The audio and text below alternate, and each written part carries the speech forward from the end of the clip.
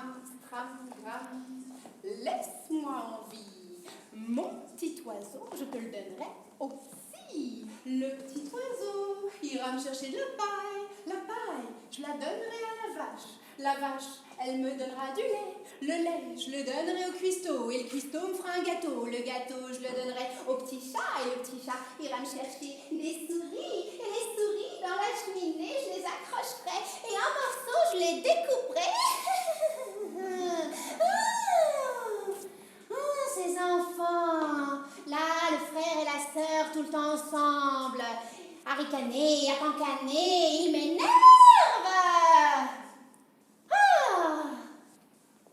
La sorcière. Elle en avait marre des deux enfants, là, le frère et la sœur. Tout le temps ensemble. Ah, c'est vrai qu'ils jouaient.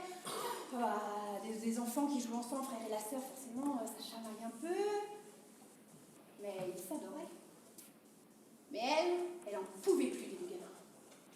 Un jour, elle a pris son vieux grimoire et elle les a ensorcelés. La petite fille, elle l'a transformé en un petit agneau. Le petit garçon, en un petit poisson qui a juste le temps de filer dans les douves du château.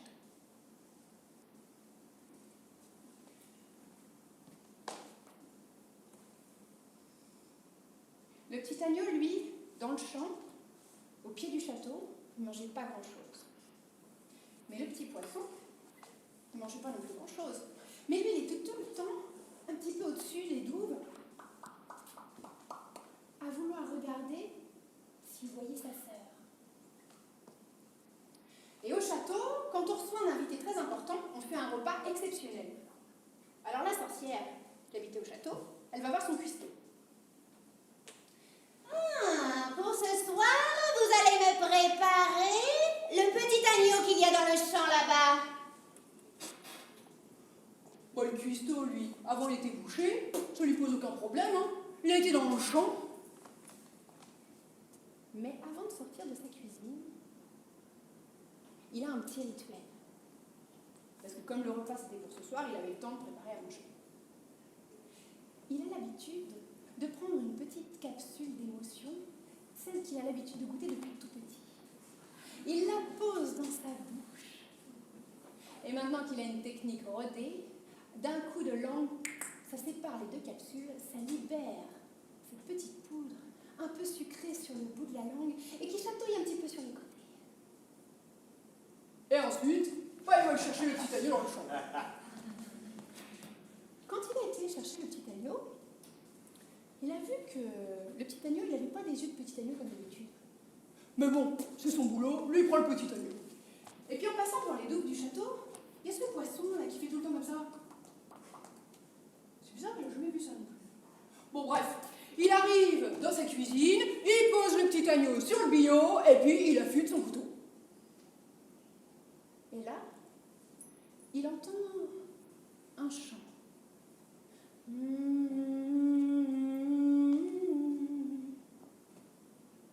C'est le petit agneau, ça.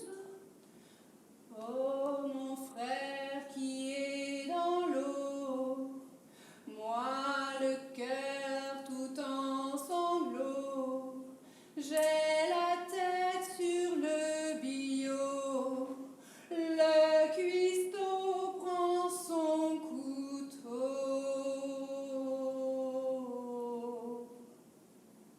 Le petit poisson, lui, quand il entend ça, il répond à sa sœur. Oh, ma sœur qui est en haut, moi le cœur tout en sanglots, je ne peux rien faire pour toi, je suis là au fond de l'eau.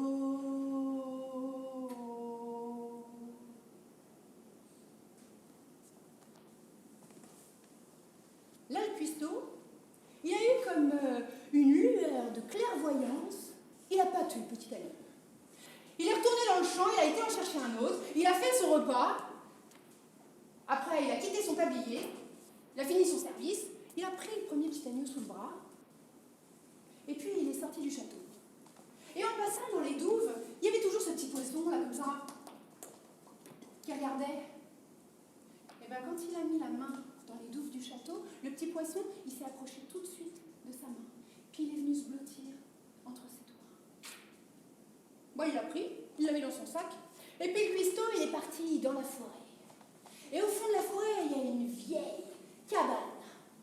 Et dans la vieille cabane, il y a une vieille, bonne femme. Et bien cette vieille dame, vous me croirez ou pas, c'était la nourrice des enfants quand ils étaient tout petits. La vieille dame, elle, quand elle a regardé les yeux des animaux, elle a vu tout de suite que ce n'était pas des animaux. Elle n'était pas sorcière, mais elle avait un vieux grimoire. Et elle a cherché à les désensorceler, à les dévoûter, à les refaire devenir des petits-enfants. Et quand ils ont repris leur forme de petits-enfants, ils ne sont pas partis. Bah oui, ils se sont souvenus d'elle. Elle s'occupait et elle s'occupe si bien d'eux. Eh bien, eux, ils se sont occupés d'elle jusqu'à sa mort.